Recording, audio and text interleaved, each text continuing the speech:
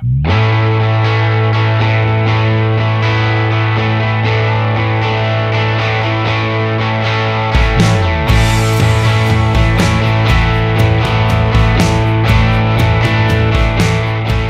looking at the 5 steps you can take as a new leader to quickly assert the leadership others expect of you, and how you can begin to build the trust you will need to be effective as the leader. In our scenario, your group is having its first meeting, and in the first video we talked about the initial step, which is positioning yourself both physically and verbally as the leader. Now we're on to the second step, which is to clarify the positions and duties of others on the team. Now that you've politely made it clear that you are in charge, it's a good time to acknowledge any other key people in the room so everyone recognizes who's supposed to be doing what. Doing this right after your introduction shows that it's not about an ego trip for you, but about how your team is going to work together as a whole to accomplish what you set out to do.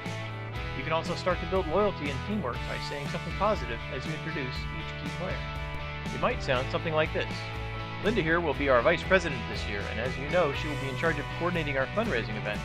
I think she's going to be great at this critical function, and I'm looking forward to working with her. Bob is our secretary, so he'll be taking notes of our meetings and managing our treasury. We'll be glad to have his organizational skills to keep us on track. What's happening now is you are immediately imposing some organization and structure on the group.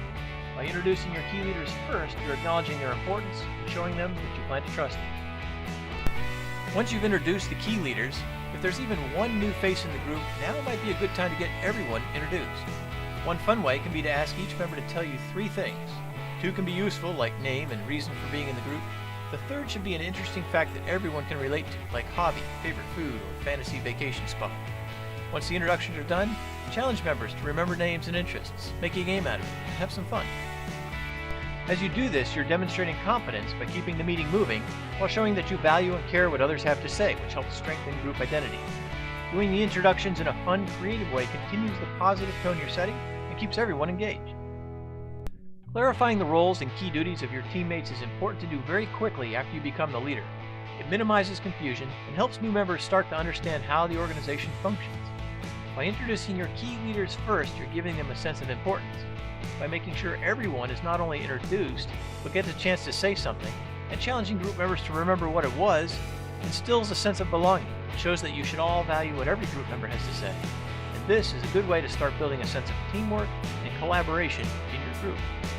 With the introductions done, it's time to keep the train rolling and move on to step 3, establishing communication, which will help you become even more effective as the leader and enable your team to work well together.